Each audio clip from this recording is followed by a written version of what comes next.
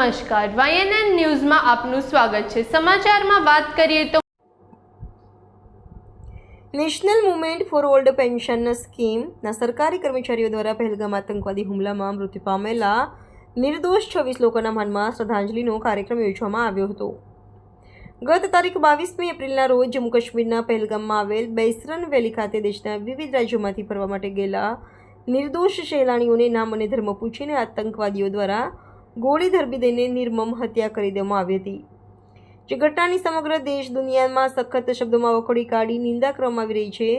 સાથે જ આતંકવાદનો ખાત્મો કરવાની દેશભરમાં માંગ ઉઠી છે। લોકોમાં આતંકવાદીઓ તથા તેને પોષનારા પાકિસ્તાન સામે આક્રોશ છે। ત્યારે આજરોજ national movement for old pension scheme NMOPSના સરકારી કર્મચારી દ્વારા પહેલગામ આતંકવાદી હુમલામાં મૃત્યુ પામેલા નિર્દોષ 26 લોકોના માનમાં કુબેર ભવન ખાતે એકત્રિત થઈ શ્રદ્ધાંજલિ આપવામાં આવી હતી। જે સરકારી કર્મચારીઓએ આતંકવાદીઓ તથા પાકિસ્તાન સામે સૈન્ય કાર્યવાહીની માંગ કરી હતી। સાથે સાથે સરકાર જો પોતાને મોકલે તો પાકિસ્તાન સામે યુદ્ધ કરવા અને બોમ્બ ફેંકવાની તૈયારી પણ બતાવી હતી।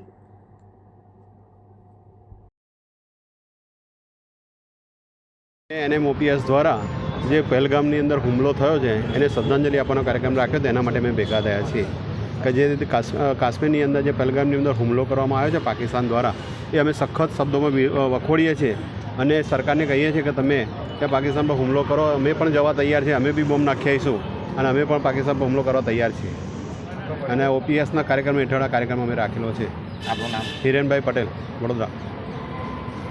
આજે જે પહેલગામની અંદર નિર્દોષ પ્રવાસીઓ પર જે હુમલો કરવામાં આવ્યો અને 26 જેટલા જે યાત્રીઓ છે એમને ઉપર હુમલો કરીને એમને મોત નિપજાવવામાં આવ્યું, એ જે યાત્રીઓ છે એમને અમે શ્રદ્ધાંજલિ પાઠવવા અત્યારે ઉપસ્થિત છે। NMOPS દ્વારા કાર્યક્રમ આપવામાં આવે છે। NMOPS એટલે national movement for old pension scheme, એટલે અમે આ પોઝિટિવ કાર્યક્રમ કરીએ અને અમારો માનનીય મોદી સાહેબને એક જ મેસેજ છે કે આમાં જે કોઈ અમે સરકારી કર્મચારીઓ છે તમામ આપની સાથે છે। જરૂર પડે અમે ભારતની જનતાને, વિદ્યાર્થીઓને પ્રેરીશું કે દેશ માટે શું સાચું છે શું નહીં, અને તમે યુદ્ધના સમયે દેશને કઈ રીતે મદદ કરી શકો। અમે અમારે નેક્સ્ટ જનરેશનને તૈયાર કરવા માટે સતત કાર્યશીલ છે। બસ એક જ પગલું, આ વખત આસિફ મુનીનું મસ્તક તાશકમાં લાવો અને એકવાર એવો સબક આર્મીને, પાકિસ્તાન આર્મીને શીખવાડો, કારણ કે ત્રાસવાદીઓ કોઈ એનું મૂળ નથી, મૂળ છે પાકિસ્તાન આર્મી। એટલે આસિફ જે છે મુની એનું એક મસ્તક તાસીરમાં લઈ આવો અને સબક શીખવાડો કે ફરીવાર આવી હિંમત કરે નહીં।